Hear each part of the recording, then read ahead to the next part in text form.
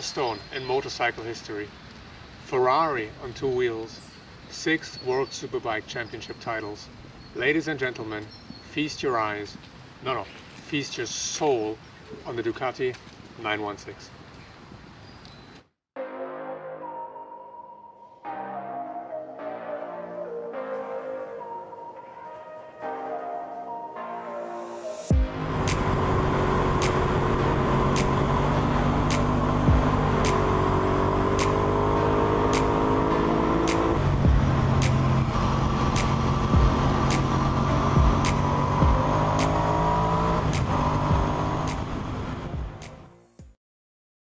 I was too young back then, so I can only imagine how people reacted when this came out. Mind you, in 1994, motorcycles looked different, more bulky and heavy. Think you've been watching Roseanne all your life, and then all of a sudden you switch to Baywatch and you see Pamela Anderson for the first time. As a matter of fact, Massimo Tamburini designed this bike after the shapes of a woman. The front end being the bust, the tank being the upper body, and the seat being the hips. So when you're sitting on it, well, I guess I can see where the appeal comes from. The bike looked so good back then, it didn't just feature on the front page of every bike magazine, it went straight to the Museum of Modern Art.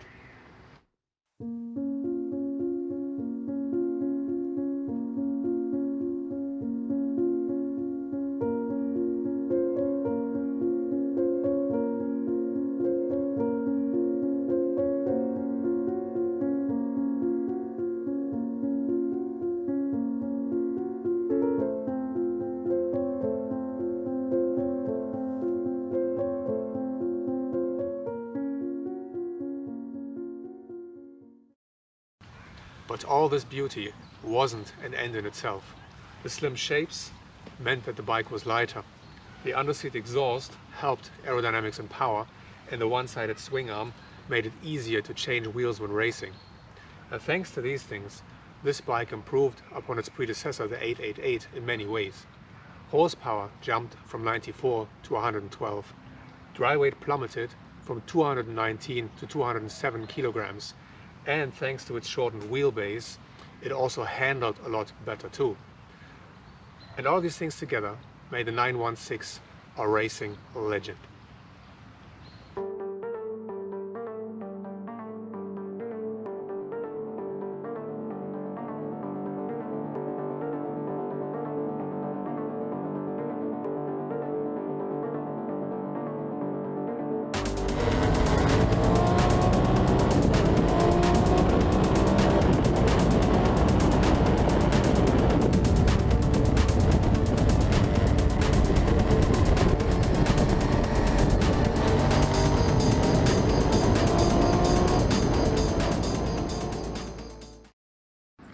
King Carl Fogarty, Troy Corser and Troy Bayliss took 6 World Superbike Championship titles on the 916.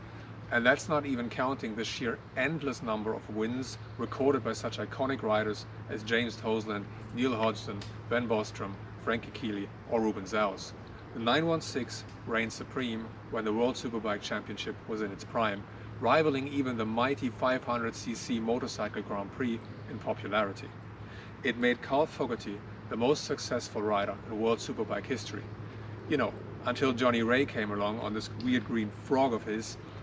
Hats off to Ray, but I don't think we'll be seeing his bike in a Museum of Modern Art anytime soon.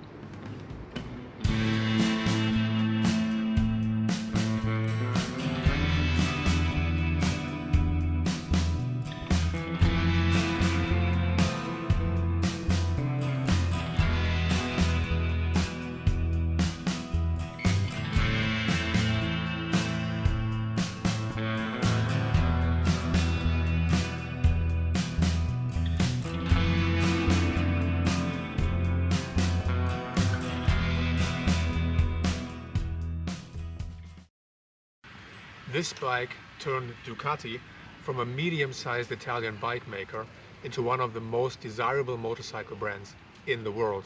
You can tell just how much impact this machine had when you look how much it diminished its successor, the 999.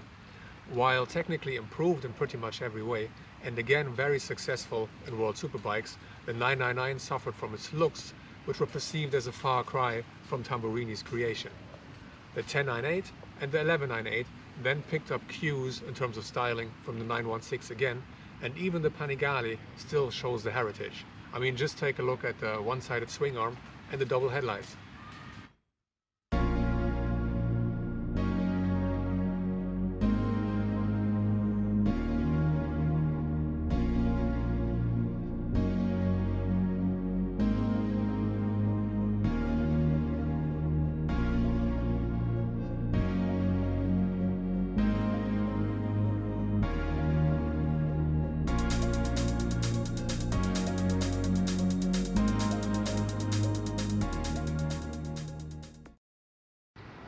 The Ducati 916 has left a mark on the motorcycle world with its design, technology and racing success.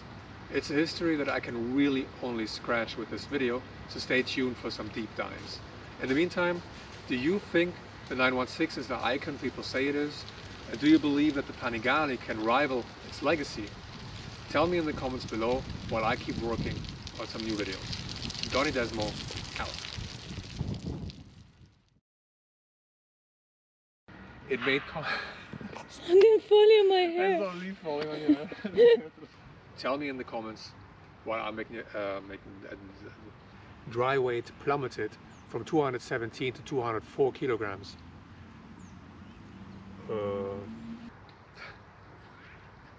Sorry, I laugh about the leaf. Okay. You can tell just how much impact this bike had by